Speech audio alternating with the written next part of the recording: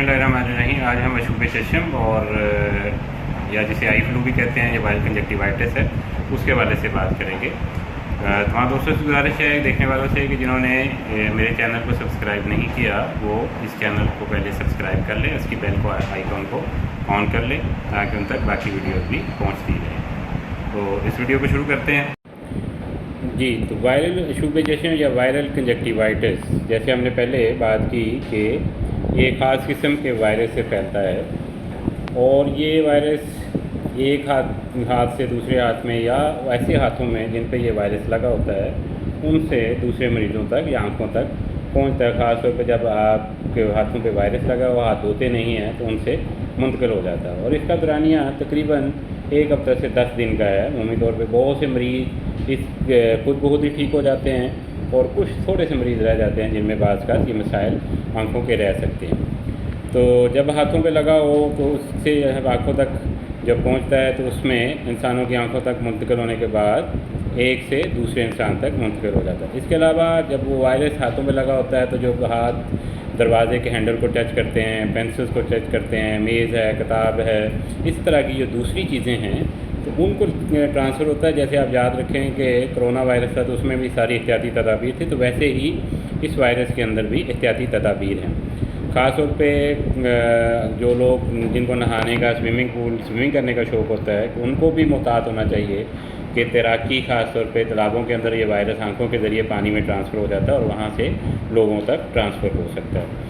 तो एक ही कमरे में जब इकट्ठे एक मरीज़ घर में है तो उससे दूसरे मरीज़ों तक जो अंदर के दूसरे लोगों तक, और बच्चे ख़ास तौर पर इससे ज़्यादा मुतासर, बच्चे एक दूसरे के साथ खेलते रहते हैं। जब एक बच्चा मुतासर होता है तो वो या वो बच्चे जिनको हुआ स्कूल चले जाते हैं तो स्कूल से तो दूसरे बच्चों को मुंतकिल हो जाते हैं। तो इसमें जो है ना कि आँखें सुर्ख हो जाती हैं, बहुत ज़्यादा खारिश होने से सोजन हो जाती है, आँखों के इर्द गिर्द हो, आँख के अंदर हो जाती है और आँख से बहुत ज़्यादा जो है कि वो पानी बहता है इसके अंदर। तो इसमें जो अब मेन चीज़ है कि वो इससे बचा कैसे जाए, दूसरे लोगों को कैसे बचाया जाए।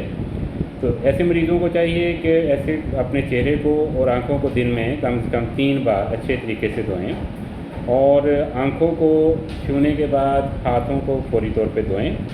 मरीज़ों की आंखों में अगर दवाई डालने की ज़रूरत होती है, एक से दूसरे मरीज़ को जाना कि घर में नहीं डाल सकता है, दूसरा पर्सन जिसको अभी ठीक है तो उस शख्स को भी है कि दवाई डालने के बाद वो मरीज़ का तौलिया, उसका तकिया, उसका रुमाल और दुपट्टा जो है कि बिल्कुल सेपरेट रखें। और धूप के अंदर अगर जाने की ज़रूरत पड़ जाए तो चश्मा इस्तेमाल करें। हाथ मिलाने की कोशिश ना करें, आँखों को कोशिश करें कि ना मलें, उससे ज़्यादा इरिटेशन और पानी निकलता है और वायरस भी ज़्यादा लगता है तो दूसरों तक ये वही इसी हाथ से फिर एक आँख से दूसरी आँख में मुंतकिल होता है या दूसरी चीज़ों को टच करता है। तो जब आप टिश्यूज़ वगैरह या इस तरह का इस्तेमाल करते हैं तो उनको भी कोशिश करें कि उनको आप जो है कि नीचे ना फेंकें, ख़ास तौर पे उसको जला दें या दबा दें तो ज़्यादा बेहतर है। हर मरीज़ का तो टावल जो है कि कोशिश करें ज़्यादा रखें। साबुन उसके लिए अगर कर सकते हैं तो ये उससे भी बेहतर है। अलग-अलग आप उसको सुला सकते हैं कमरों में, तो अलग वो भी कर सकें तो वो करें। ठंडी जगह पे रहें, ठंडे पानी के साथ आंखें धोएं और कोशिश करें कि धुएँ वाली या पोल्यूटेड जगहों पे ना ही जाएँ तो बेहतर है। बच्चों को कोशिश करें कि स्कूल में ना भेजें ताकि दूसरे बच्चे मुतासर ना हों। इसी तरह अगर आँखों में कोई मसला हो तो कुछ अद्वियात स्टीरॉइड वाली भी या सम टाइम एंटीबायोटिक्स की भी ज़रूरत होती है, लेकिन वो डॉक्टर की हिदायत के बगैर बिल्कुल इस्तेमाल ना करें क्योंकि वायरल डिजीज़ में बहुत ज़्यादा एंटीबायोटिक की ज़रूरत नहीं है। हाँ, इसमें आप एंटी एलर्जिक इस्तेमाल कर सकते हैं। अगर नज़ला ज़ुकाम है उसको कंट्रोल करें, अगर गला ख़राब है या पेन वगैरह है तो उसके लिए पेन किलर ले सकते हैं। या सम टाइम जो माहिर अमराज़ चशम हैं या ऑप्थल्मोलॉजिस्ट हैं वो जो मसनूई आंसू है, एंटी एलर्जिक कतरे वगैरह हैं वो इसमें यूज़ कर सकते हैं। इस वक्त मुख्तलिफ मार्केट में अवेलेबल हैं, उसमें प्रेफरेंस ए के नाम से भी आई ड्रॉप्स हैं, वो भी आप इस्तेमाल कर सकते हैं। अब बाज़ का कुछ मरीज़ ऐसे रहते हैं जिनमें ये ठीक नहीं होता, उनमें पेचीदगियाँ हो जाती हैं, तो उनमें आप ये कर सकते हैं कि 7 से 10 दिन के बाद अगर ठीक नहीं होती तो उनको फ़ौरी तौर पे अपने डॉक्टर से जो माहिर अमराज़ चशम है उनसे रब्ता करें ताकि इससे बचा जा सके। इसी तरह बच्चों में जो मैंने पहले बयान किया है कि बच्चों को स्कूल ना भेजें और दफातर में भी कोशिश करें कि जो लोग जॉब कर रहे हैं वो ना जाएँ और छुट्टी ले लें और ऑनलाइन काम कर सकते हैं तो वो कर सकें ताकि दूसरे लोगों को तक ना फैले और ज़्यादा से ज़्यादा मरीज़ों को इस चीज़ से महफूज रखा जा सके।